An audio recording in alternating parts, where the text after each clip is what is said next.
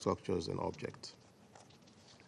We note that humanitarian organizations have continuously ramped up provision of vital food and nutrition products, as well as other essential support across the various camps and communities in Sudan, in order to address the increasingly dire situation. In this regard, we call for member states and the international community to increase funding support for the humanitarian response plan for Sudan. We acknowledge the valuable work of humanitarian workers in difficult circumstances in Sudan, and we express our deepest condolences to the families and colleagues of the 3 World Food Programme workers killed. In closing, Mr. President, the A3+ family believes that the restoration of domestic food production systems and support to livelihoods are extremely essential in providing critical life-sustaining agricultural activities in the country. We call on the Sudanese government and stakeholders to facilitate the resumption of farming activities and food production across the country. Sustainable food supply in Sudan will require more than humanitarian aid, given the need for a comprehensive national agriculture and market plan. Finally, we stress this Council's demand to the warring parties to take every necessary measure to ensure the protection of civilians, and further agree to cease hostilities and pursue a peaceful resolution to the conflict. I thank you. I thank the representative of the Sierra Leone for their statement, and I now give the floor to the representative of Panama. Señor Presidente, Mr. President, distinguished members of the Council, we thank the United Kingdom, Guyana and Slovenia for organizing this important briefing on the protection of civilians in Sudan. We are grateful also for the briefings delivered by Edem Wasonu, Director of Operations and Advocacy Division in the Office for the Coordination of Humanitarian Affairs of the UN, and that given by Lisbeth Bechtold, Deputy Director General of the FAO. Their briefings have provided us with lucid but alarming insights into the humanitarian situation in Sudan. The most recent report of the Integrated Food Security Phase Classification System, the IPC, points to a disproportionate crisis. Today, more than 24 million people in Sudan are facing acute food insecurity. That is more than half of the country's population. The severity of food insecurity in Sudan has been classified by experts as commensurate with conditions of crisis, emergency, and disaster. These are alarming conclusions that are worthy of serious consideration. According to the report, the lack of timely and adequate intervention has allowed the crisis to escalate, and that has endangered millions of lives. The situation is particularly grave in certain regions, such as in Darfur. There, at least 5 areas of the region are in a state of famine, and projections are increasingly disheartening. According to reports, famine is not an isolated phenomenon. Rather, it is the result of a devastating armed conflict which has caused mass displacement, the destruction of civilian infrastructure, economic collapse, and the disruption of basic services. Food shortages are being exacerbated by the climate crisis, which compounds a critical situation because it causes droughts, which shrink fertile land and access to drinking water. The effects on the daily lives of the population cannot be denied. Millions of people are trapped by the conflict, by forced displacement, the climate crisis, and acute famine conditions. It is equally crucial to mention the unique situation of women in this crisis. Women tend to be the main providers of food and care for their families, and are those most affected by the unbridled violence unleashed by the armed conflict. According to the World Food Programme, current funding is insufficient to cover immediate need. We have been warned that in order to ease the situation, financial contributions to the tune of at least $500 million are required. We are surprised by the disproportionate indifference with which this conflict has been met. That stands in stark contrast to others that have enjoyed greater attention and financial resources. In this connection, there is an urgent need for the international community to act decisively to guarantee safe humanitarian access in all affected areas, broadening presence, capacity, and the coordination of responses provided. Panama is of the view that efforts must be pooled with those of local and international stakeholders to build peace in Sudan. All should reiterate the need for compliance with international humanitarian law by all parties to conflict, as well as the need for the protection of civilians and the protection of infrastructure crucial to the population's survival. Mr. President, Panama reaffirms its commitment to security and humanitarian aid in Sudan. We stand in solidarity with the Sudanese people. We underscore that the situation of famine should not be used as a weapon of war. Immediate assistance must be the priority in order to ease the suffering of the people and avoid further deaths. At the same time, Panama recognizes that the crisis in Sudan requires the creation of conditions propitious to de-escalation, the protection of human rights, and the wholesale reconstruction of the country with the support of the international community. Thank you. I thank the representative of Panama for the statement, and now I give the floor to the representative of France. Monsieur le Président, je tiens tout d'abord à remercier Mme Eden Ouessornou du BCH et Mme Beth Bechdol de la FAO pour leur présentation. Je voudrais insister sur 3 points. Tout d'abord, la France est préoccupée par l'aggravation de la crise alimentaire au Soudan. Le dernier rapport du système de classification intégré de la sécurité alimentaire, IPC, est sans appel. Du fait de la poursuite du conflit, plus de la moitié de la population soudanaise est exposée à une insécurité alimentaire extrême. Et aujourd'hui, la famine sévit dans au moins 5 régions du Soudan, notamment dans les camps de déplacés au nord Darfour. À nouveau, la poursuite du conflit est responsable de cette situation humanitaire dramatique. La conclusion d'un cessez-le-feu est donc la communauté internationale est appelée à se mobiliser pour financer le plan de réponse humanitaire 2025 pour le Soudan, publié par les Nations Unies et porter l'assistance à 21 millions de personnes en danger. Deuxième point, il est impératif que toutes les parties au conflit permettent un accès humanitaire rapide, complet, sûr et sans entrave, à travers les frontières et à travers les lignes de front. Les difficultés d'accès sont la cause première de l'insécurité alimentaire au Soudan.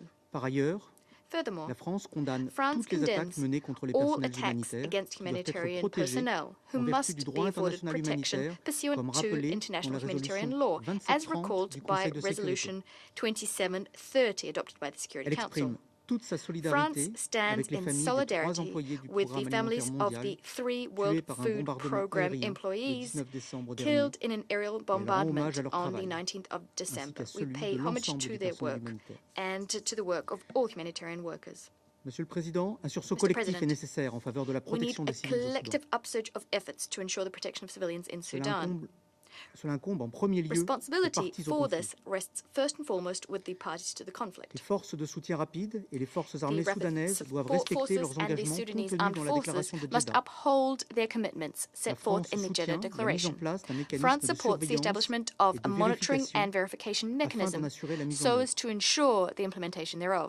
La France rappelle également les demandes contenues dans la déclaration de principe adoptée à l'occasion de la conférence de Paris du 15 avril 2024, qui a notamment permis de mobiliser plus de 2 milliards d'euros d'engagements financiers humanitaires. Nous restons déterminés à agir sans attendre pour mettre en œuvre les recommandations du secrétaire général dans son rapport du 18 octobre dernier. Nous regrettons à ce titre we'd like to regret the veto cast by the Russian Federation against the draft resolution authored by the UK and Sierra Leone on the 18th of November last year. Mr. President, an immediate ceasefire is indispensable so as to alleviate and end the suffering of the Sudanese people and to stop the spread of famine in Sudan. Only an inclusive political process can help stop the refugee outflows.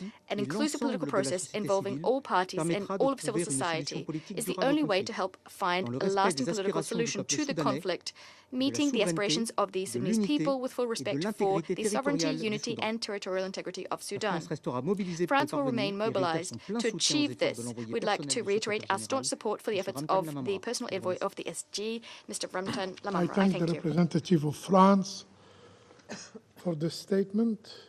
I now give the floor to the representative of China. President, I thank Director Wosuno and Deputy Director General Bechtel for their briefings. I also welcome the representatives of the Sudan and Egypt to today's meeting. The conflict in the Sudan has been going on for 20 months now. At present, the fighting is still going on. Civilian casualties keep on rising, displacement keeps on increasing, and food shortage and frequently occurring infectious disease and other problems are more acute with each passing day. Given such a not-so-optimistic situation, the international community should not and cannot stand idly by. I would like to make the following 3 points. First, humanitarian assistance should be continuously scaled up. China welcomes the recent many initiatives taken by the government of the Sudan to facilitate humanitarian access by opening additional border crossings and expediting visa approvals. Not long ago, a UN humanitarian aid convoy reached for the first time since the conflict the Zamzam IDP camp in North Darfur and air routes in South Kordofan and Blue Nile have been opened as well. These positive developments deserve to be recognized and welcomed. We call on the UN to strengthen cooperation with the government of the Sudan and other parties to ensure that assistance is delivered in a timely manner to those in need so as to bring hope to the affected Sudanese people. The international community, especially traditional donors, should increase their humanitarian support to the Sudan and its neighboring countries and effectively honor their pledges. Second, the politicization of humanitarian issues should be avoided. China takes note that the Sudanese government expressed reservations about the findings of the Famine Review Committee FRC's recently released Integrated Food Security Phase Classification IPC report, and the government has also concerns about the methodology used for the report's data collection and analysis. During the drafting of the report, there were also divergent opinions on the relevant conclusions between the FRC and the country-specific technical working group. The relevant organizations should abide by the principles of humanity, neutrality, impartiality, and independence in their work, so as to ensure that the relevant assessments and findings reflect objectively, comprehensively the actual situation with a view to solving the problem in a more targeted manner. It must be emphasized that the humanitarian issue should not be used as a pretext for interference and pressure, nor should it be turned into an instrument for political expediency. Third, the root causes of the problem should be actively addressed. As mentioned in the IPC report, the prolongation of the conflict is the main driver of food shortage. This once again shows that a ceasefire and an end to the fighting is the fundamental way to alleviate the humanitarian situation. China calls on all parties to the conflict to implement provisions of the relevant Council resolutions, promote de-escalation on the ground, resolve differences through dialogue and consultation, protect civilians and civilian facilities, ensure the safety of humanitarian workers, and avoid overstepping the boundaries of international humanitarian law. Special Envoy Lamamra concluded his visit to the region recently. IGAD Special Envoy for the Sudan is also planning to visit the country. China calls on the international community to work on the basis of full respect for the sovereignty, independence, and territorial integrity of the Sudan, accelerate the synergy of good offices, explore innovative, effective approaches, and jointly find a political solution to help the Sudan restore peace at an 中 early 方向 date. 苏丹提供的最 President 新一批 China 粮 has 食 delivered 援 its 助已经 latest 运 batch of 达， food aid to the 相信将 Sudan. 为 We 缓解 believe 苏 this 丹的 will 人道形 contribute 势 to the 做出 easing 贡 of 献。 the humanitarian 我们还 situation. 将继续提 We 供 will continue 力 to 所能 provide 及的支 support 持， within our capacity, 并愿同国 and 际社会一 we 道， are ready 为 to 苏 work 丹 with 早 the 日恢 international 复和 community 平稳 and 定 play a 发挥 constructive role 建设性 in 的 the 作用。 early restoration of peace 谢谢 and 主席。 stability in the Sudan. I thank you, President. I thank the representative of China for the statement. And I now give the floor to the representative of Denmark. Thank you, Mr. President. At the outset, I would like to thank the UK, Slovenia, and Guyana for calling this urgent meeting, a call which Denmark and Sierra Leone supported. I also wish to thank our briefers from OCHA and FAO. Your messages and your recommendations for actions are just what this Council needs to hear, and importantly, to heed. I would also like to welcome the participation of the representatives of Egypt and Sudan to this meeting. When Denmark last served on the Council, some 20 years ago, the people of Darfur were experiencing appalling levels of violence. It is, therefore, deeply saddening and a damning indictment that we are once again faced with a brutal war in Sudan, a war with devastating impacts on millions of civilians, including the widespread act of sexual and gender-based violence against women and girls. Mr. President, Denmark is deeply concerned by the findings of the latest report by the IPC Famine Review Committee. But let's be clear. These findings do not indicate a complete lack of food across Sudan. Rather, they indicate a cause much more sinister. That is, the lethal impact of forced displacement and conflict-induced hunger, a catastrophe that is entirely man-made, entirely preventable, and entirely reversible. The United Nations and humanitarian organizations on the ground have sounded this alarm several times. Regrettably, as we've heard today, we now face a situation where famine has spread to at least 5 areas in Sudan, with projections that this catastrophe will only deteriorate further without urgent action. Denmark's view is clear. In this world of plenty, there is simply no place for famine. We strongly condemn starvation as a weapon of war, and we urge the warring parties to comply with this Council's Resolution 2417. Mr. President, allow me to make 3 points. First, all parties must abide by their obligations under international humanitarian law and facilitate full, rapid, safe, and unhindered humanitarian access. That means access both into and across Sudan. Denmark acknowledges efforts by the Sudanese authorities to open air, sea, and land crossings in certain locations. However, much more is needed. If we are to address the spread of acute food insecurity and hunger in Sudan, both the SAF and the RSF must allow rapid and unimpeded passage of humanitarian assistance in accordance with the humanitarian principles. Arbitrary bureaucratic impediments imposed on the UN and its humanitarian partners are unacceptable and can amount to a de facto denial of humanitarian access. Humanitarians need to be able to scale up rapidly to reach those in need without politicizing or instrumentalizing their efforts. This also goes for access to telecommunications networks.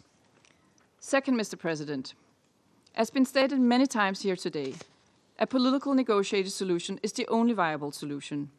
Ending this war is key to ending this famine.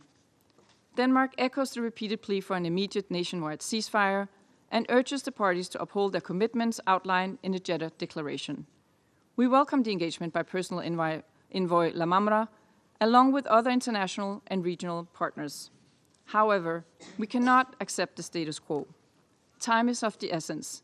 Efforts must be intensified urgently.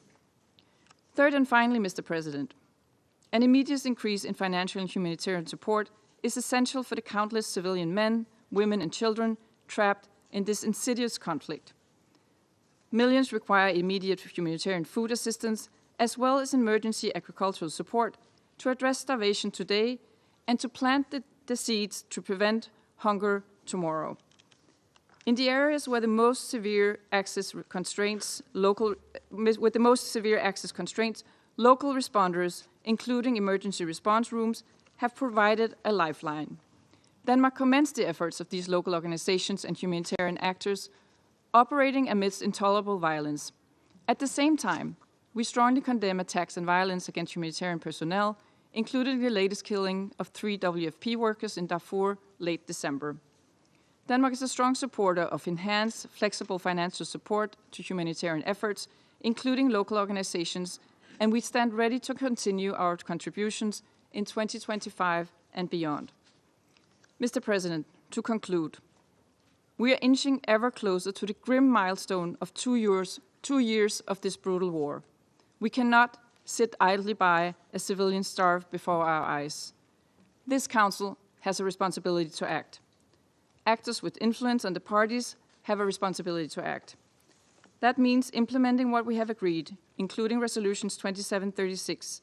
It means refraining from destabilizing external interference. It means harnessing our collective political will to end the suffering and give peace a chance in Sudan.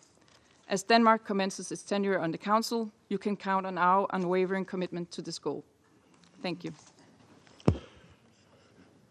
I thank the representative of Denmark, and I now give the floor to the representative of the United States. Thank you, Mr. President. Mr. President, let me begin by congratulating Algeria on the assumption of the UN Security Council presidency. And I'd like to also thank the UK, Guyana, Slovenia for calling this urgent meeting. I would also like to take the opportunity to commend my own team, Team USA, for getting us through a successful presidency in December. I'd like to welcome the new members of the Council as well, and we look forward to working with you. I'd like to thank Ms. Orsanu and Ms. Bechdel for their briefing, and I welcome the participation of Egypt and Sudan in this meeting. The December 24 Integrated Food Security Phase Classification Famine Review Committee report is deeply alarming and shocking, as Ms. Orsanu stated. Secretary Blinken reiterated when he was here last month, and I quote, "The world cannot, must not look away from the humanitarian catastrophe that is happening in Sudan on our watch," unquote. Colleagues, this report only reaffirms what we already know. Sudan is experiencing one of the greatest human crises, not only of the day, but our lifetime. We can quiver over what we call it, but none of us can quiver over the fact that people are suffering in Sudan. At least 5 areas are currently experiencing famine.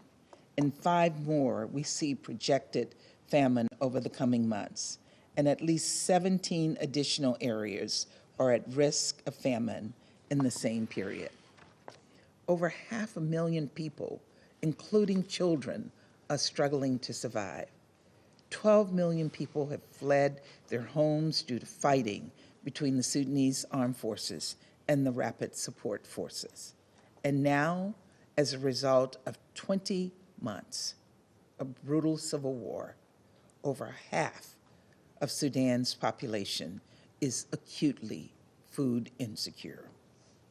The Sudanese authorities' decision to suspend their collaboration with the IPC system and impede international efforts to provide humanitarian assistance and prevent starvation is simply unacceptable.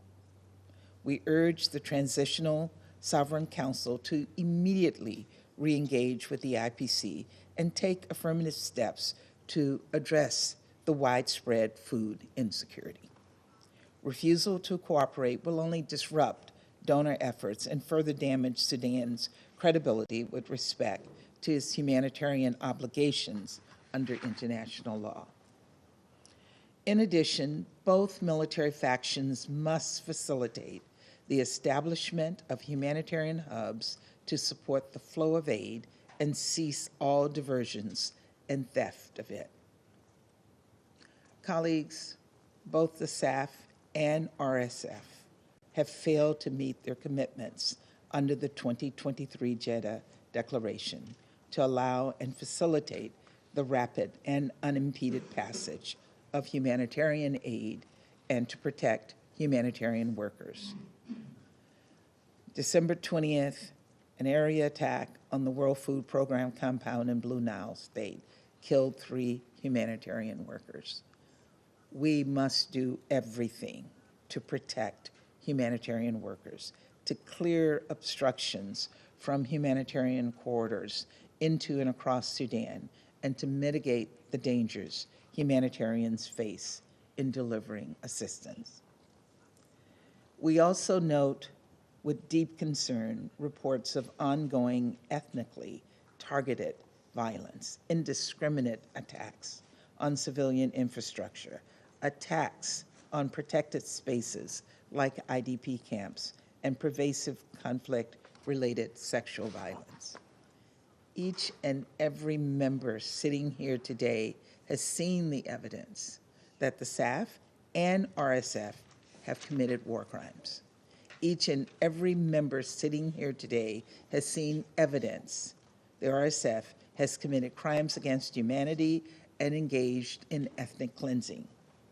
It's why this council met just 2 months ago to discuss a resolution calling for a nationwide ceasefire, increased civilian protection, and unhindered flow of aid.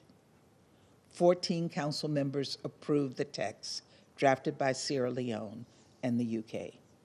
And yet Russia chose obstruction, standing alone as it voted to imperil civilians while funding both sides of the conflict. Yes, that's what I said, both sides. Nevertheless, we will continue to work tirelessly to prevent abuses and hold perpetrators to account. We urge all members of this council to do the same, to prioritize the lives of civilians over domestic policy objectives. For our part, the United States has imposed sanctions in response to atrocities and arms procurement, and we are prepared to take further action soon. Now we renew our call for collective action, asking partners to join us in imposing sanctions on individuals and organizations whose actions have worsened this conflict. We also once again appealed to the international community to support Sudan's refugees.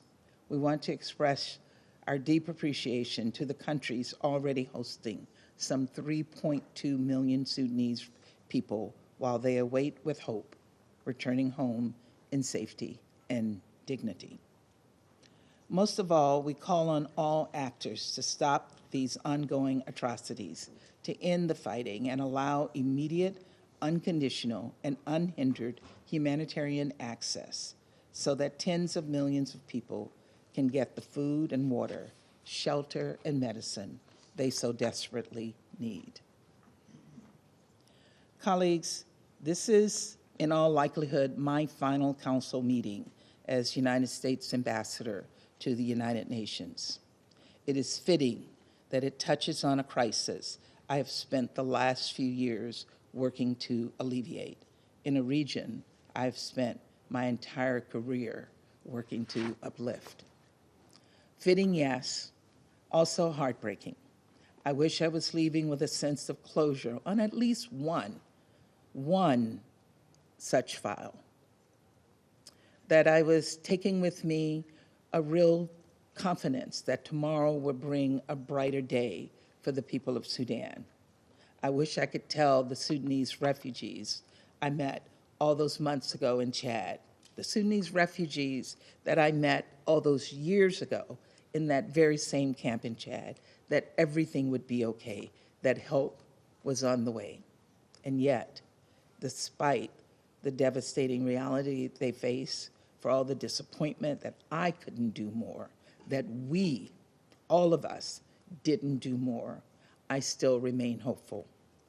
Hopeful that the representatives sitting around this table, the colleagues who have become friends, will continue this sacred mission, this ultimate responsibility.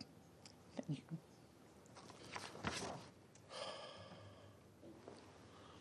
I thank the representative of United States. May I add that we are already missing you. I now give the floor to the representative of the Russian Federation. Спасибо, господин председатель. Thank you, Mr. President. Признательный директору We're grateful ПДВ to по the операциям OCHA госпоже Director of Евгении Operations, Ms. Edem а также Wasorno, заместителю директора ФАО and the госпоже Deputy Director General of the Бечко FAO, за Ms. доклады. Beth Bechtel, for their Приветствуем briefings. участие в We welcome the participation in this meeting of the permanent representative of Sudan and of Egypt as well. С сожалением вынуждены We признать, что regret гуманитарная to обстановка в acknowledge Судане that the остается humanitarian непростой. situation in Sudan remains difficult. Почти Almost 3/4 3/4 медицинских учреждений of не medical функционируют. facilities Не aren't хватает operational. лекарств. There's a shortage of 2/3 medicines. населения не имеет 2/3 доступа of к people do not медицинскому have обслуживанию. access to medical care. Фиксируется There have been распространение опасных reports заболеваний. of dangerous diseases Серьезным spreading. вызовом является так и не выполненный The страновой план 2024 гуманитарного humanitarian на response 2024 год. plan hasn't been implemented yet, which is a serious challenge. Внимательно ознакомились We've с read very докладом Комитета carefully по обзору the ситуации report с голодом tabled by the по Famine Судану, Review Committee, который the охватывает период с FRC. октября It 2024 covers the года period и between дает October прогноз до мая 2024 and the 2025 present, giving forecasts out говорится, to May что до 2025. 637 The report тысяч states that up суданцев to могут в ближайшее время столкнуться с угрозой 637,000 неизбежного голода. Sudanese could face the В threat то of famine время in the very near отмечаются и future. положительные It тенденции. also notes some За positive последний trends. отчетный период в Over the целом по стране last reporting доля period, страдающих от across the недоедания country, the number of снизилась people на 1 facing миллион malnutrition человек. fell by 1 million. Сразу подчеркнем, Let's Судан underscore не right away, переживает и не может Sudan переживать isn't серьезный голод. experiencing, nor can Как it be подчеркивает автор experiencing публикации, serious речь famine. идет лишь о As the риске такой authors ситуации emphasize, в 5 there's only небольших a зонах risk страны, of such a situation 4 из developing in которых 5 small лагеря areas in для the country, беженцев. 4 of which are camps for Судан refugees. располагает от 7,5 до Sudan has 8,5 between миллионов 7.5 гектаров and 8.5 плодородных million земель, hectares of fertile большинство land которых on its орошаемые. soil. Most of these are По этим irrigated показателям areas. он значительно By опережает this почти все yardstick, арабские и многие Sudan африканские is much страны. better placed than most По оценкам Arab Минсельхоза and Судана, many African страна в countries. текущем According to the урожайном Ministry of году может Agriculture of собрать Sudan, от 6 до during 7 the current миллионов тонн growing зерновых, year, прежде всего up кукурузы и to сорга, 6 to 7 million tons при of grain среднегодовой might be потребности collected, 4-4,5 first and foremost миллиона corn тонн. and sorghum, whereas the annual needs stand at between 4 and 4.5 million Что tons. касается других ключевых As for культур, other в key том числе crops, пшеницы, including wheat, Судан вполне может Sudan покрыть свои нужды can за счет meet its импорта. needs using Все эти imports. данные имеются в All of распоряжении these работающих в стране statistics ВПП ООН и ФАО. is something that the WFP На and the этом FAO фоне in the country have at their заключения disposal. доклада выглядят как Against this минимум backdrop, странными. the conclusions in the report look Во-первых, strange, его to say the данные least. носят сугубо First, the прогностический data характер. is purely speculative. Напомню, It's что в ранее forecasts. опубликованных As a reminder, аналогичных сводках in комитета previous reports published Судану by уже the предрекали FRC, неминуемый голод в Sudan was already сентябре-октябре foretold that it 2024 would года. face imminent famine, and this Как in мы видим, такие September-October алармистские 2024. оценки не As we оправдались. can see, such alarmist assessments Во-вторых, did not come доклад to pass. подготовлен дистанционно, Second, the без report was сбора tabled информации на земле. remotely, without information being collected on the Напомню, ground. что еще в Let me remind 2022 you that году back in представители этой 2022, структуры исправно representatives of the взаимодействовали с FRC were суданскими working very профильными well with министерствами и the ведомствами, relevant ministries скрупулезно and собирали agencies in информацию о Sudan, painstakingly продбезопасности, gathering information about food сверялись с security, правительством страны, conferring которое with the country's снабжало их government, всеми which необходимыми provided the сведениями. FRC with all of the necessary information. Однако в течение And yet, 2024 there were года no таких such поездок не visits осуществлялось. in 2024. Обратили внимание на What то, also drew что our оценка attention комитета не is во that всем the схожа с FRC's анализом, assessments проведенным do not страновой fully командой align экспертов, with the занимающихся analysis undertaken by the вопросом country продовольственной team, that is безопасности, the Sudan IPC, IPC Technical Working Group, которая, в отличие от членов which, in упомянутого contrast комитета, to the работает на земле FRC, is и working включает как in the представителей field ООН и and различных НПО, includes not only так и representatives of the государственные UN and структуры. NGOs, but also government bodies. На это прямо указано в представленном отчете. This is Однако, к pointed out сожалению, in the дополнительных report, разъяснений на yet there этот are счет no не приводится. additional clarifications provided about this point. Было бы интересно We'd be узнать, в каких interested to моментах find имеются out расхождения в where оценке the ситуации с голодом в discrepancies Судане. in the assessments of hunger in Sudan lie. Удивляет, что хотя We're страновая surprised команда by the fact IPC that до while the 24 декабря IPC country продолжала team сверяться с continued to суданцами по confer вопросу with the содержания доклада, Sudanese about the contents of the report up не to the дожидаясь 24th of окончания этой December, работы, доклад before this work FRC was был completed, the распространен в FRC's западных СМИ report уже was 23 disseminated in the декабря. Western media already on the 23rd of December. Судя по всему, It would appear хотели продвинуть they wanted непроверенные to спекуляции по promote проблеме голода до ухода на рождественский праздник. Это не может не вызывать подозрений относительно возможных манипуляций в данном материале. То есть его авторы, не сочтя нужным должным образом координироваться с суданцами для выверки информации с опорой на источники, как это было в прошлые годы, предпочли создать медийную шумиху. Обращает на себя внимание тот факт, что в публикациях IPC и FRC оперируют устаревшими демографическими данными, которые они получили еще в 2022 году. В учет не берется значительное число беженцев и ВПЛ, поток жителей в другие страны. Более того, в последнем докладе утверждается, что проанализирована ситуация с голодом в 15 из 18 штатов Судана, в том числе в Дарфуре и Кордофане, доступ в который для специалистов из-за продолжающихся боевых действий ограничен или невозможен. Как же тогда авторы пришли к своим заключениям? И почему эти штаты в публикации окрашены в бордовый цвет? Изучение доклада FRC наводит на мысль о том, что проблема голода в Судане политизируется и эксплуатируется для оказания прессинга на правительство страны. Отдельные члены Совета охотно эти спекуляции подхватывают и выносят на обсуждение. Такое впечатление, что кто-то очень хочет, чтобы голод в Судане наконец-то наступил. Кроме того, за скобками остается важный момент. Умышленное препятствование проведению сельхозработ, распределению продовольствия со стороны мятежников в удерживаемых ими районах, а также опустошение ими продовольственных запасов.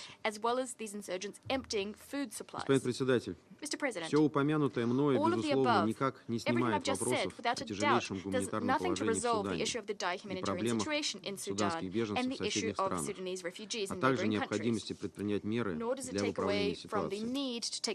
Как мы неоднократно подчеркивали, чтобы повысить продовольственную защищенность Судана, следует заботиться о равномерном распределении еды, а также решать вопрос с нехваткой у простых суданцев денежных средств для ее приобретения. Считаем, что вместо инструментализации тематики голода и доступа следует уделить первостепенное внимание развитию сельского хозяйства, доступу фермеров к рынкам сбыта и распространению программ продовольственных ваучеров среди населения. Знаем, что профильная организация системы ООН такую работу осуществляет. Выступаем за расширение подобных программ. Надежным подспорьем усилий Порт-Судана по выправлению ситуации с обеспеченностью населения продовольствием должно служить бум содействия как по линии ООНовских профильных структур и их партнеров, так и со стороны всех дружественных Судану государств. Важно, чтобы оно выстраивалось исключительно через центральное правительство, не было направлено на продвижение под прикрытием гуманитарного сюжета собственной деструктивной повестки в стране. Порт-Судан раз за разом проявляет гибкость в решении возникающих проблем. Инициативно открыл доступ к помощи через несколько пограничных пунктов, работает над расширением точек доставки грузов внутри Судана. Призываем при этом не нагнетать атмосферу, требуя от правительства снятия всех административных ограничений, включая выдачу виз и разрешений на перемещение. Данные вопросы являются суверенным делом Судана, и требовать от него автоматизма в их решении означает ставить эту суверенитет под сомнение. Тем более, что отказ в выдаче виз десятку работников из нескольких тысяч едва ли может играть решающую роль. Что касается вводимых правительством ограничений на перемещение, то они во многом направлены на повышение защищенности самих гуманитарщиков, которые, к сожалению, продолжают подвергаться опасности в Судане. Со своей стороны, Россия продолжает вносить свой вклад в оказание гумсодействия Судану. 30 декабря 2024 года в Порт-Судан была доставлена очередная партия российской продовольственной помощи в объеме 70 тонн. В более широком плане решение гуманитарных и продовольственных проблем Судана неразрывно связано с необходимостью скорейшего прекращения боевых действий и выходом на политическое урегулирование. После завершения острой фазы конфликта важно осуществить практические шаги для возобновления максимально.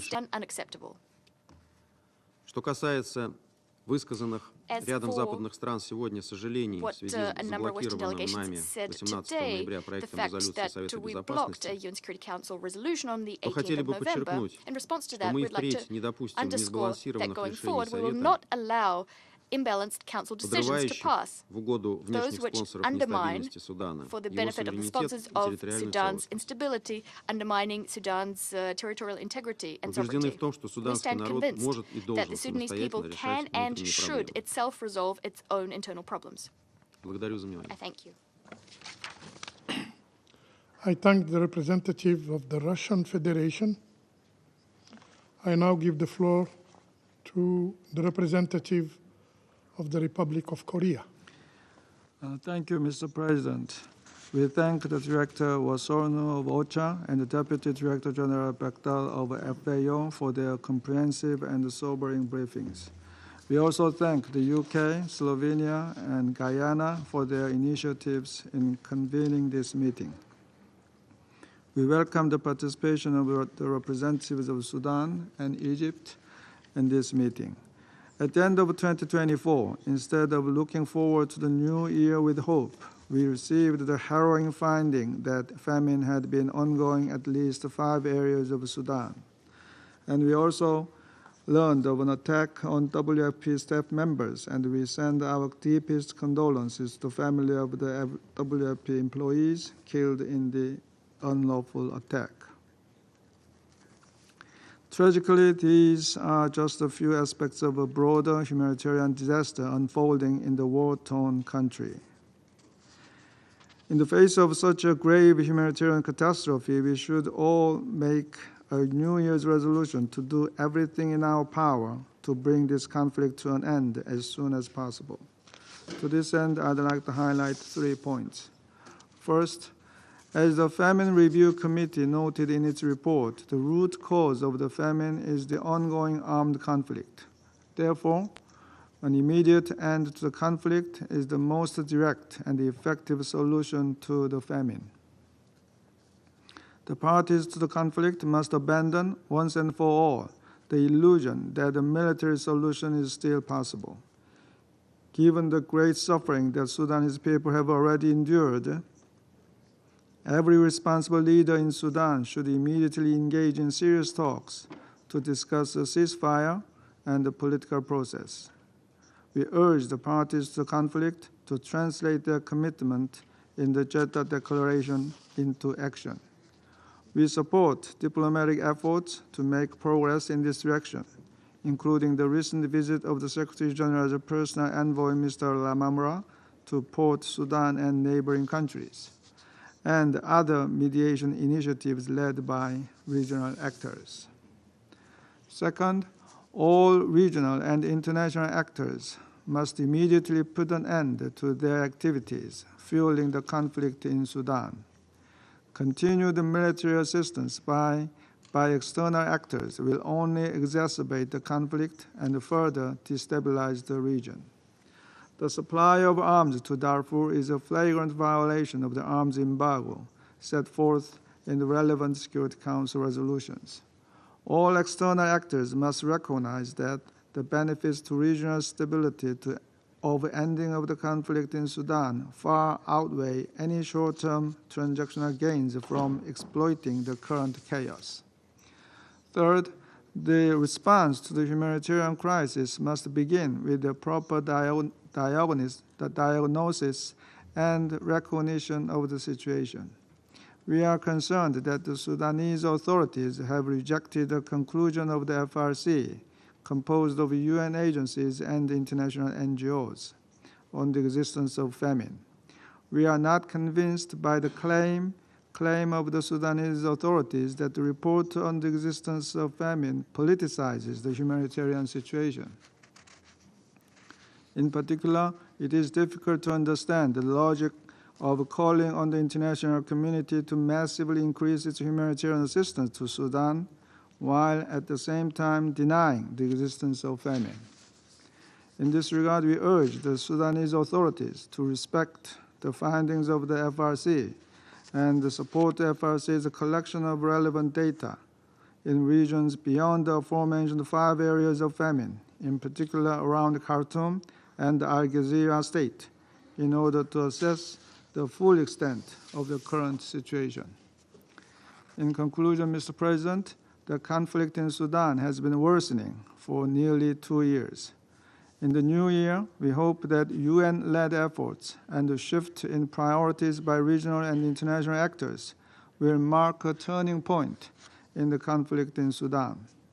Even before ceasefire, the protection of civilians is urgent and requires decisive action by the Security Council.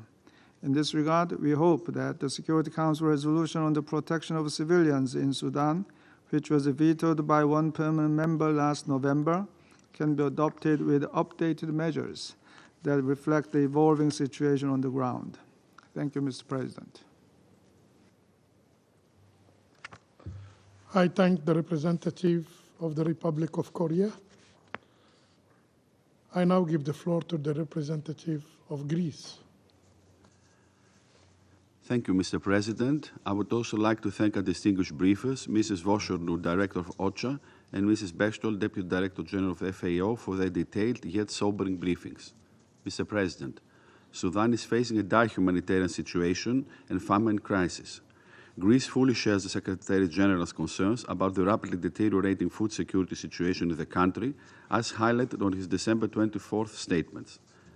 The findings of the report of the IPC Commission reveal a dire reality. Famine conditions are present in 5 areas of the country. More than half of the population of Sudan face acute food insecurity. These numbers underscore the gravity of the crisis and the urgent need for immediate measures to address the deepening food crisis situation. Mr. President, the link between conflict and hunger is evident in Sudan, and urgent international engagement is required to address this human-provoked calamity. Greece urges all parties involved to the conflict to focus on the following 3 critical priorities. Firstly, ensure unrestricted access for humanitarian aid. We join calls for the immediate removal of administrative and security barriers that hinder humanitarian operations. Safe and sustained access to famine-stricken areas must be guaranteed. Security Council Resolution 2417 of 2018 explicitly condemns the use of starvation as a weapon of war and emphasizes the obligation to comply with the national humanitarian law. Greece calls for regular monitoring of food insecurity and reiterates its commitment to pledge support for any future initiative, similar to our pledge in April 2024 in Paris at the International Humanitarian Conference for Sudan and its neighbor. Secondly, expand humanitarian assistance. The immediate scaling up of food aid, medical service and protection efforts for the most vulnerable is essential to support displaced population, host communities, and areas most affected by the conflict. This is especially true on the impact of the situation on women and girls, leaving them disproportionately vulnerable to violence, displacement, and limited access to essential services. These challenges demand targeted intervention to ensure their safety and well-being. At this point, let me underline, Mr. President, that according to UNICEF, the severe consequences of the crisis are particularly evident in the plight of Sudanese children. The protection must remain at the forefront of our efforts. Thirdly, cessation of hostilities and political solution. The ongoing Sudan humanitarian crisis risks further escalating and poses a threat to the already fragile regional stability with unpredictable, far-reaching consequences for neighboring states and beyond. A cessation of hostilities is crucial for alleviating the humanitarian crisis and stabilizing Sudan. Greece supports all efforts aimed at dialogue and mediation that are unifying and inclusive, and in this respect commends the work of the personal envoy of the Secretary General for Sudan, Mr. Ramtane Lamamra. We also reiterate our commitment to the sovereignty, unity, independence, and territorial integrity of Sudan. Mr. President, before closing, let me express Greece's support and solidarity to the Sudanese people. Now more than ever, they need a collective commitment to alleviate the suffering, and our efforts should aim at building a future of hope for Sudan and its people. We stand ready to engage further in this Council effort in this respect. I thank you.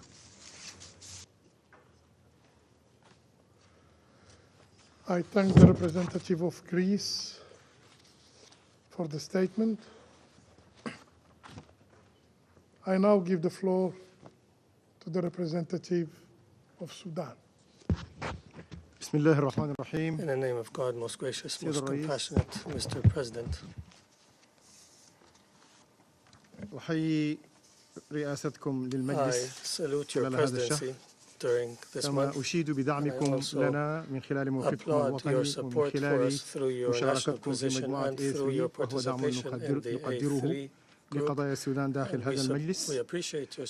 وأحيي أعضاء المجلس الجدد للدورة الحالية pay tribute وهم to the الصومال، new باكستان members of the واليونان Council, والدنمارك وبنما، Somalia, ونتطلع إلى التعاون معهم من أجل Pakistan, خدمة Panama, قضايا Denmark, السودان and بشكل Greece, and عادل. we look forward to working with them in order وأشكر to السفير المصري serve لحضوره ودعم the السودان في مواقفه، Sudan, and I متمثلة thank the في Egyptian دعم ambassador الشقيقة for his مصر presence, لجهود and السلام we والوساطة thank في السودان. Egypt's support for كما أشكر reconciliation دولة and mediation موزمبيق in Sudan, التي انتهت and I also عضويتها thank بالمجلس على Mozambique دعمها who القوي has للسودان ended مع its مجموعة membership, A3. and thank Mozambique for وأثمن their support جهود السيدة through the ليندا A3 to Sudan. توماس جرين And التي I also بذلتها خلال appreciate العامين الماضيين Madam بشأن السودان Linda واهتمامها الخاص باللاجئين السودانيين في support تشاد. to Sudan, and ونقدر her ونثمن ما concern قدمته for من دعم the للسودان refugees in ونقول Chad, لها and we السودان support will miss you. and we appreciate your support السيد for الرئيس، Sudan, and we tell you we will miss you. إن Mr. المجاعة من حيث President, هي سردية تعمل على famine as a narrative تصنيف that وتشنيف سياسي. classifies. تذكرني بمثال في عالم الاستثمار، هو أن إعلانها بطريقة ستوك ماركت كراش ينم عن خطر منهجي، وبالتالي إنه مفارقة تاريخية أن يقال أن السودان يجوع، ولكن الحقيقة أن السودان يعاني من تجويع مصطنع. أن 65% من السكان يمارسون الزراعة، ويشكل القطاع الزراعي أكثر من 16% من الناتج المحلي، ويبلغ متوسط المساحة المزروعة حوالي 26 مليون هكتار. إن الخلاف مع الIPC ليس جدلا أكاديميا ولا سيمانتيقيا، ولكن بتباين المواقف حول الإحصاءات والمعلومات الموثوقة التي تبرر التوصل إلى ما توصلت إليه من نتائج. السيد الرئيس، بالرغم من إدراك حكومة السودان للأهمية الحيوية للتعاون الدولي والأمن الغذائي خلال النزاع، إلا أننا نود أن نعرب عن بالغ القلق حيال هذا التقرير الصادر في 24 ديسمبر الذي يغطي الفترة ما بين أكتوبر 24 ومايو 25، ويورد ظهور مرحلة المجاعة في 5 مناطق في السودان. إن النتائج التي توصل إليها التقرير والمنهجية المتبعة شابه الكثير من أوجه القصور المنهجية، علما بأن اللجنة ذات طبيعة طوعية تساعد الحكومات ووكالات الأمم المتحدة وغيرها على تحليل ومعالجة انعدام الأمن الغذائي وسوء التغذية. إن هناك قيود جغرافية في 11 ولاية من أصل 15 ولاية تم تحليلها في التقرير بأنها متأثرة بالحرب، ولا يمكن للفرق الميدانية الوصول إليها، ولا تزال 7 ولايات تحت الحصار الميليشيا المتمردة، مما يحول دون التواصل المباشر مع المتضررين. وهناك دينامية النزوح والتجاوزات في أخذ العينات التي لم يأخذها تقرير IPC في الحسبان، مع كثافة النزوح الداخلي والمتغير الديموغرافي الناجم عن انتهاكات الميليشيا المتعالية عرقيا. وهناك غياب البيانات الهامة وإغفال تقييم مؤشرات المجاعة الرئيسية مثل معامل سوء التغذية الحاد ومعدلات الوفيات من خلال المصحات الميدانية الموثوقة. وهناك الأخطاء الإجرائية، إذ تم وضع اللمسات الأخيرة في التقرير دون موافقة الفريق الوطني السوداني، وتم تسريبه قبل الأوان إلى وسائل الإعلام، مما أثار المطاعن والتساؤل حيال الشفافية والنزاهة الإجرائية، بناء على ما سبق ذكره من أوجه القصور. لأن حكومة السودان رفضت بشكل قاطع وصف التقرير المرحلي المتكامل للأمن الغذائي للوضع في السودان بالمجاعة، ليس تسترا عليها، ولكن لأن عملية جمع البيانات افتقدت للشفافية والدقة، وصاحبها خلل في تحليل النتائج التي ارتكز فيها على التخمين بالأساس وعلى افتراضات مثل تطاول أمن الحرب وتقييد وصول المساعدات الإنسانية وعدم الاستقرار الاقتصادي. وأريد هنا تحفظات السودان على هذا التقرير. طريقة جمع المعلومات وتحليلها مما سبب وقاد إلى عدم التوافق مع الفريق الوطني بشأن نتائج التقرير. نظرا لاختلاف وضعية السودان بعد الحرب، لا يمكن الاعتماد على نتائج التقرير وإحصائياته غير الواقعية، لأنها لم يتم الحصول عليها من أرض الواقع وبالدقة المنهجية المتبعة. سبق وأن تنبأت لجنة التصنيف المتكامل لمراحل الأمن الغذائي بحدوث مجاعة في شهري سبتمبر وأكتوبر الماضيين، ولم يحدث ذلك، حيث أكد الواقع أنها كانت محض توقعات وليست إحصاءات حقيقية. وافق السودان على تحديث تقرير اللجنة المذكورة في الفترة من أكتوبر إلى فبراير تفاديا للاختلالات التي تضمنها التقرير السابق وللنتائج والتوقعات التي تبين أنها لم تكن صحيحة، إلا أن لجنة التصنيف المتكامل مددت الإطار الزمني للتقرير حتى مايو 25 بوجه غير عادل. وهناك مفارقات كبيرة في الأرقام بين تقرير لجنة التصنيف المتكامل للفريق الوطني وتقرير اللجنة المعدل، فضلا أن توقيت إخطار السودان بالتقرير في عشية عيد الميلاد المجيد ونشره خلال ساعات دون إتاحة وقت كافي لجهات الاختصاص الحكومية بالاطلاع عليه يبقى مثار تساؤل كبير. كما أن تسريب مسودة التقرير إلى بعض الوسائط والوسائل الإعلامية يوم 23 ديسمبر قبل إصداره بيوم واحد يطرح عدة تساؤلات مشروعة حيال الدوافع وراء ذلك السلوك غير المحترف، حيث تزامن نشره مع عطلة عيد الميلاد. إن البيانات التي جمعت لهذا التقرير عن طريق المسح الأرضي، عن طريق تتبع السكان لدعم تحليل البيانات واتخاذ القرار، بيانات غير شاملة وتمثل أقل من 60% فقط من العينات، أنه من المستحيل إجراء مسوحات أرضية على 7 ولايات تسيطر عليها بوليس الدعم السريع، وأن كل هذه المنظمات سحبت موظفيها من هذه الولايات ونقلت مكاتبها الرسمية من الخرطوم وغيرها إلى بورسودان، مما استحال معه تحريك فرق أرضية لجمع البيانات في هذه الولايات.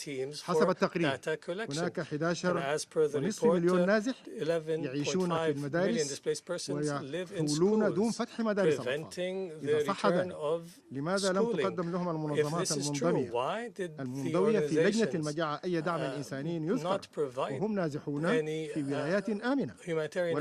ولم تنشأ لهم المعسكرات ولم تنصب لهم الأمم المتحدة الخيام كما يحدث في معظم الدول، بدلا من إهدار الوقت في الجدل حول إعلان وعدم إعلان المجاعة. إن موقف الحكومة من التقرير الفني للتصنيف المتكامل لمراحل الأمن الغذائي المتوقع خلال الفترة 25 والذي يغطي ولايات دارفور الخمس، ولايات كردفان والخرطوم والجزيرة وسيناء والبحر الأحمر وكسل ونهر النيل والشمالية، أورد أن هناك مناطق عند خطر أو حافة المجاعة. أوضح التقرير المعدل عن وجود 5 مناطق في حالة مجاعة، وعليه يمكن إبداء الملاحظات التالية. إعداد التقارير يعتمد على تقديرات أوضاع الأمن الغذائي إثر القيام بمسوحات ميدانية حقيقية بالطرق والمنهجية العملية لجمع البيانات وتحليلها. ونظرا لظروف الحرب فإن آخر بيانات حقيقية تم جمعها ميدانيا كان في عام 22، ومنذ ذلك التاريخ تعذر إرسال فرق المسح الميداني وممثلي الوزارات الحكومية ومندوبي المنظمات الدولية والطوعية ومنظمات المجتمع المدني وعلى المستوى الاتحادي والولايات والمحليات لمقابلة المستهدفين وجها لوجه لتعبئة الاستبيانات الخاصة بالمسح الميداني.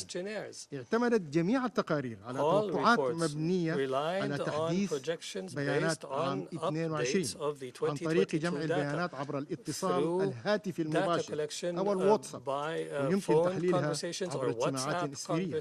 هذا يعتمد على جودة توفر شبكة الإنترنت والكهرباء والاتصالات، إضافة إلى محدودية الحركة في مناطق النزاع، خاصة مع غياب بعض المحللين من الخبراء الوطنيين في عملية التحليل. لذلك فقد اعتمد التقرير بدرجة كبيرة على مصادر ثانوية وغير رسمية وغير حكومية مثل المنظمات أحيانا، وفي بعض الأحيان على مصادر مجهولة وبتواريخ مختلفة وغير متزامنة مع فترة إعداد التقرير. غطى التقرير 15 ولاية من بينها 7 ولايات محاصرة كما قلت من الميليشيا، ولم يثبت وصول الفرق الفنية ميدانيا إلى المستهدفين فيها، حيث يوضح التقرير أو حيث يتم وضع التقرير بمراعاة عنصر عدد السكان ولكن حركة الهجرة والنزوح داخل وبين الولايات خلق أثراً كبيراً على تتبع دينامية السكان المتغيرة وحجم العينات المأخوذة، مما أثر على جمع البيانات بشكل موثوق ودقيق، ولم يتم إجراء مسوحات صحيحة أو تغذوية موسمية مراعية عدة مؤشرات من بينها معدل الوفيات والمؤشرات الاقتصادية والاجتماعية، مما أثر على صحة ودقة البيانات. لقد رحبت حكومة السودان بالتعاون مع اللجنة الدولية للتصنيف المتكامل والموافقة على إعداد التقرير وتحديث البيانات، حيث شارك الفريق الوطني في ذلك، ولكن إجراءات إجازة التقرير لم تتبع الإجراءات المعهودة نظرا لتباين المواقف وعدم التوصل إلى اتفاق بين الفريق الوطني على نتائج التقرير. ولقد تم اختار رئيس الفريق الوطني بقرار إعداد تقرير موحد موجز يحتوي على معلومات من تقريري فريق العمل الوطني ولجنة مراجعة المجاعة، وهو الذي تم نشره في ديسمبر 24، وإن الإخطار تم بعد تسريب التقرير المعدل إلى وسائل الإعلام وقبل التشاور مع الفريق الوطني والاتفاق بشأن نتائج التقرير المعدل وعرضه على الوزير المختص، وأن الشفافية تقتضي نشر اللجنة المذكورة للتقرير المعدل فقط أو نشر تقرير الفريق الوطني. ولكل هذه الأسباب قرر السودان الاستغناء عن خدمات لجنة التصنيف المتكامل لمراحل الأمن الغذائي وإنهاء عضويته في اللجنة. يدرك السودان أن الحرب العدوان التي يخوضها وبتوفر الأدلة والشواهد أصبحت تأخذ أشكالا ضارية أخرى، من بينها التدوير الممنهج وبالتوافق ما بين الميليشيا ودوائر إقليمية ودولية وفرض الحصار والعقوبات على أكبر شركة محاصيل زراعية سودانية توفر 70% من الموارد.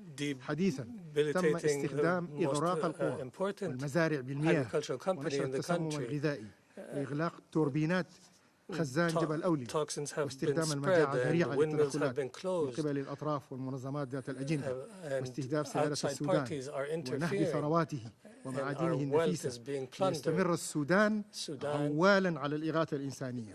ولقد انضم السودان لعضوية لجنة التصنيف بأمل مساعدته على إجراء المسوحات والتوصل إلى توصيات ومقترحات للتدخلات المطلوبة لمعالجة أوضاع انعدام الأمن الغذائي، وليس من أجل الترويج للمجاعة الخرافية. الموسم الزراعي الصيفي لعام 2024 شهد زراعة الذرة والدخن والسمسم والفول السوداني وغيرها من المحاصيل في مساحة بلغت 39 مليون فدان من أصل 47 مليون فدان كانت مقترحة، خصص منها 17 مليون فدان للذرة والدخن. وقد تم بدء موسم الحصاد في العديد من الولايات وفقا لمؤشر الأمن الغذائي العالمي كتقييم سنوي يعتمد على عوامل تحمل التكاليف والجودة والسلامة والتوافر وحسب النموذج الديناميكي للتسجيل الكمي والنوعي، فإن المؤشر المذكور ارتفع من مستوى 27 في عام 23 إلى مستوى 28.8 في عام 24. ولقد عانى السودان من انعدام الأمن الغذائي لأسباب من بينها الحرب وسلوك الميليشيا الهمجي الذي يترصد تخريب الموسم الزراعي وترويع المدنيين في أماكن الزراعة ونهب المحصولات، إمعانا في تصبيب المجاعة والتخطيط مع عناصر معارضة بالخارج وبعض الدوائر العالمية التي تدعمهم والرعاة الإقليميين الذين يمدونهم بالسلاح والدرونات والدعم اللوجستي. أن تقرير بحث مساحات تقييم المحاصيل في أكتوبر 24 وبناء على طلب وزارة الزراعة والغابات قامت منظمة الأغذية والزراعة فاو بالتعاون مع الأمانة الفنية للأمن الغذائي FSPS بإعداد اتفاقية إجراء المسح، وهو إجراء تتولاه وزارة الزراعة والغابات ووزارات الإنتاج والموارد الاقتصادية في كافة الولايات لتقرير إنتاج المحاصيل في العام الزراعي 24-25 وحالة الإمدادات الغذائية لعام 24. نشر هذا وسينشر هذا التقرير في الأسبوع الثاني من يناير الحالي، وهو كلما قلنا لتلك الIPC أن تنتظر صدوره ورفض. توقعات الموسم الصيفي لعام 24 لقد بلغت احتياجات السودان من الذرة والدخن ما بين 4.5 إلى 5 مليون طن، ويتوقع إنتاج حوالي ما بين 7 إلى 8 مليون طن. من التطورات الرئيسية التي تدحض الافتراضات التي اعتمد عليها التقرير نورد التالي: استعادة الاستقرار. شهدت العديد من المناطق حالة من الاستقرار مما مكن المواطنين من العودة إلى منازلهم ومزارعهم ومشاريعهم الزراعية. حسب نتائج التصنيف المرحلي للفترة ما بين أكتوبر حتى نوفمبر، فإن التصنيف لعدد السكان حسب مراحل الأمن الغذائي هو على النحو الآتي: المرحلة الأولى عدم الحاجة للغذاء، عدد الأفراد 7,388,000، النسبة المئوية 16%. مرحلة الإجهاد عدد الأفراد 15,600,000، النسبة المئوية وهي المرحلة الثانية 33%. مرحلة الأزمة وهي المرحلة الثالثة عدد الأفراد 15,800,000، النسبة المئوية 17%. مرحلة المجاعة وهي المرحلة الخامسة عدد الأفراد 525,000، The number of persons in the catastrophe phase 5 is only 1%, عدد السكان البالغ 47,528,000. The total population of Sudan is 47.5 million people. إن خارطة المناطق في المرحلة الرابعة والخامسة هي التي لوناها باللون الأحمر والأسود فقط، وليس كافة المناطق التي زعمت الIPC أنها وصلت مرحلة المجاعة الحرجة. هناك مطالبة بتسهيل المساعدات الإنسانية.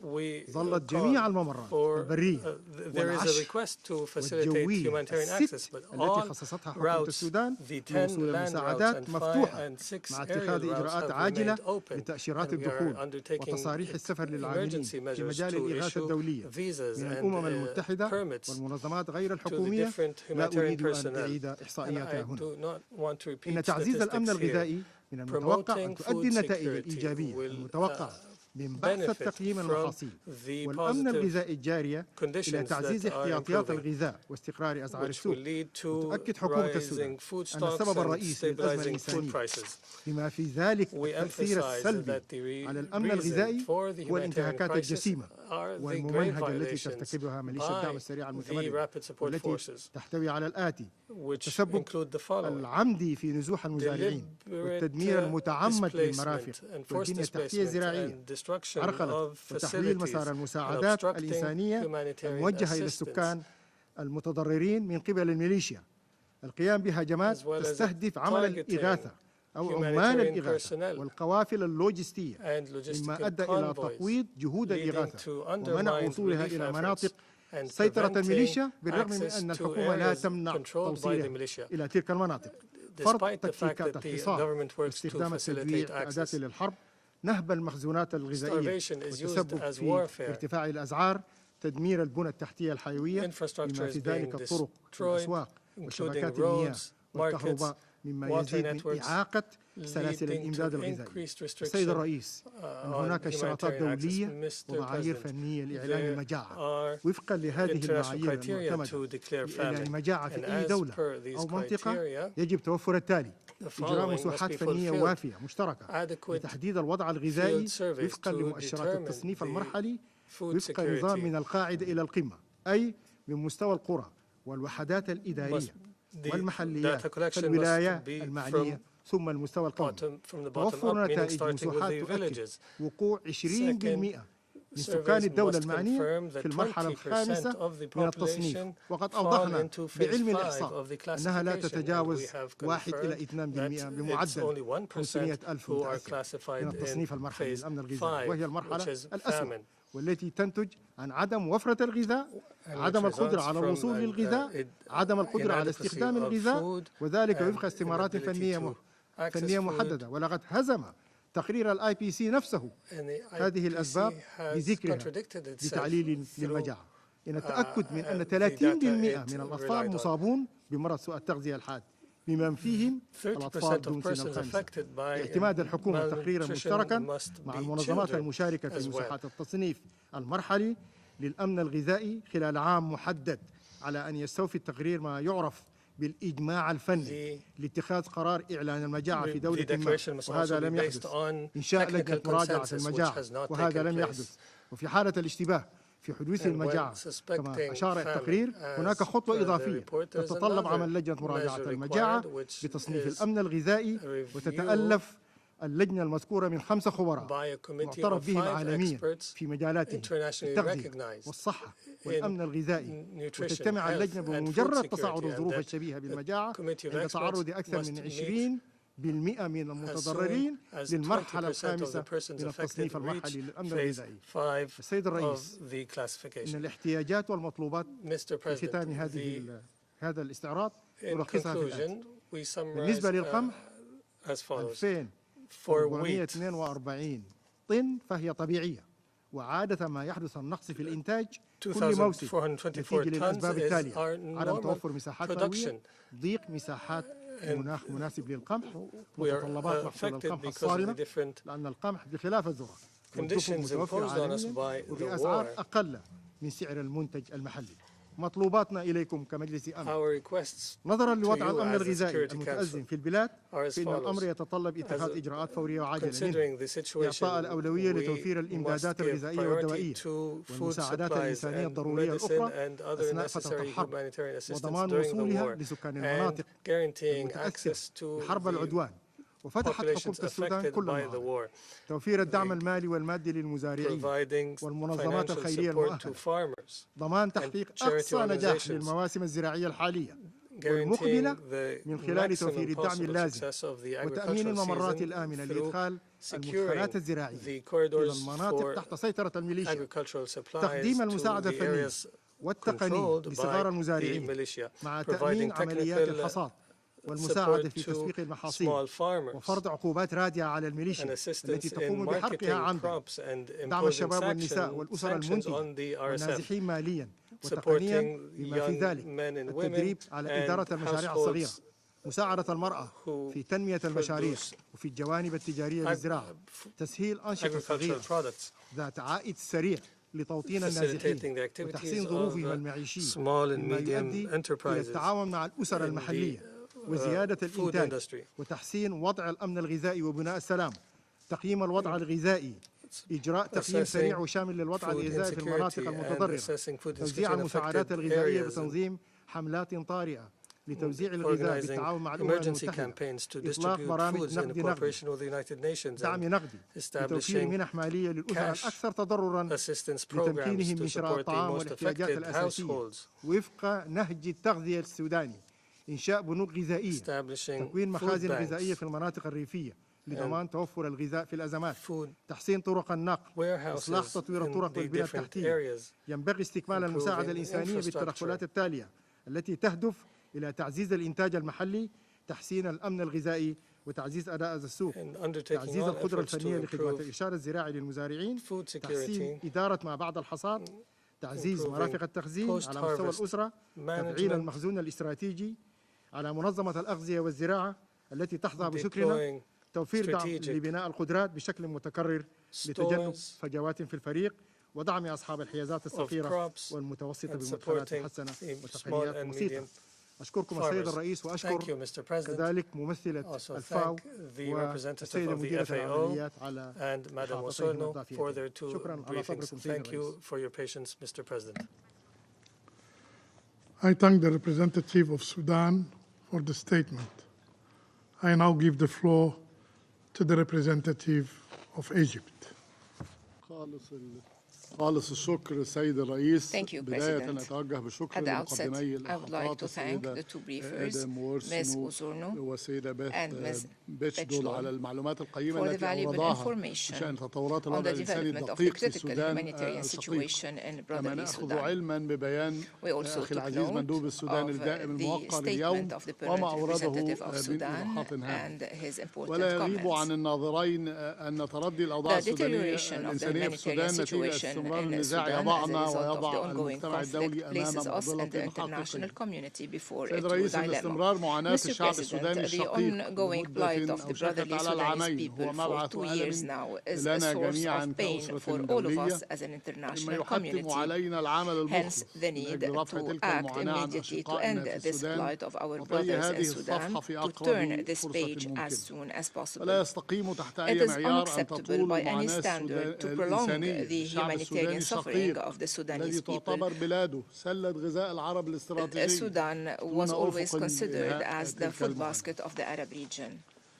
ومن هنا تؤكد مصر سيد الرئيس على تضامنها الكامل مع الشعب السوداني الشقيق في مهنته وحرصها التام على استعادة السلم والأمن والاستقرار في السودان صونا لمقدرات شعبه الشقيق وانطلاقا مما يربطنا بصلات building on what connects us in terms of blood relationships, neighborhood, fraternal relations, history, and common destiny. In this context, we reaffirm several considerations that should be taken into account when addressing the Sudanese issue, including to address the humanitarian situation. First, it is important to maintain the sovereignty, independence, and territorial integrity of Sudan, to reject the interferences in its internal affairs, because that would fan the flames of the current conflict and deepen it. There is also a need to preserve the institutions of the state and prevent their collapse, to give privacy of the higher interests of Sudan, and to reach solutions that would meet the ambitions and aspirations of the Sudanese people to security, stability, and development. Second, it is paramount to adopt the necessary measures to end weapon supplies to non-state armed groups. There's also a need to achieve a sustainable immediate ceasefire. This is the only means to protect civilians, to end the bloodshed, and to also to end the waves of internal displacements and refuge to neighboring countries. We are all aware of the scale of the suffering of the Sudanese people, especially the IDPs. We are also aware of the scope of the burden borne by the neighboring countries of Sudan as a result of the aggravating crisis. In this context, Egypt reaffirms its commitment to provide all forms of support to our Sudanese brothers fleeing the conflict to Egypt and to neighboring countries. Egypt has indeed hosted more than 2,200,000 Sudanese. Egypt calls again to increasing the support allocated to the neighboring countries to enable them to shoulder their responsibilities towards the Sudanese brothers, considering the protracted nature of the conflict and the increasing needs of the IDPs. Third, تؤكد مصر ضرورة زيادة حجم المساعدات والتمويل الذي توفره الدول والأطراف المانحة لما يشمل الوفاء بالتعهدات المعلنة استجابة للاحتياجات الإنسانية الراهنة واحتياجات اللاجئين في دول الجوار. إلى جانب تقديم المساعدات الطارئة في مختلف الجوانب الإنسانية بما فيها الغذائية والصحية والتعليمية وغيرها.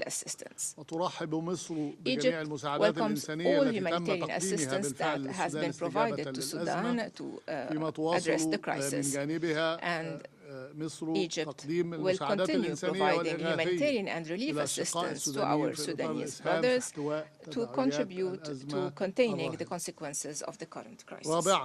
Fourth, there is a need to pursue our efforts to restore trust between the government of Sudan and the United Nations and its agencies. Egypt calls upon the UN and the international community to take advantage of the decisions of the Sudanese government to establish humanitarian hubs in several locations, to allow humanitarian flights, to determine delivery crossings for the delivery of humanitarian assistance in quantities that meet the needs of the Sudanese people, while ensuring the security of Sudan, protecting its sovereignty, and taking into account its security concerns. Egypt is confident that the Sudanese authorities are keen on promoting cooperation with the United Nations to guarantee the smooth flow of humanitarian assistance at scale. Mr. President, UN reports reflect the intensity of the humanitarian crisis in Sudan, represented by the flows of refugees and IDPs, the deterioration of health facilities, threats to food security, and the threats to the safety and security of civilians, which are being targeted by various forms of violations of human rights law and international human rights law. Therefore, the first step to emerge from the Sudanese crisis in all its dimensions, including to address the humanitarian situation, starts with ending the fighting. This is the starting point that we should build upon. Egypt supports this approach, and we are fully ready to engage to achieve it, including through supporting the efforts of the Special Representative of the Secretary General, Mr. Lamamra, to coordinate initiatives and tracks to put an end to the conflict, to restore security and stability, and to pave the way for a political process with a Sudanese leadership and ownership that would meet the ambitions of the Sudanese people in a better future. In conclusion, Mr. President, Egypt fully trusts the wisdom and ability of our Sudanese brothers to reach agreements that would put an end to the current crisis irreversibly with a national ownership away from any foreign interventions, giving primacy to the higher national interests of Sudan and protecting the wealth of the Sudanese people. In conclusion, Mr. President, I would like to thank Her Excellency Ms. Greenfield before the end of her mandate at the United Nations, and we have appreciated collaborating with her and with the U.S. mission in general, and we look forward to continuing our cooperation in the future. Thank you, President. I thank the representative of Egypt for the statement. There are no more names inscribed on the list of speakers. The meeting is adjourned.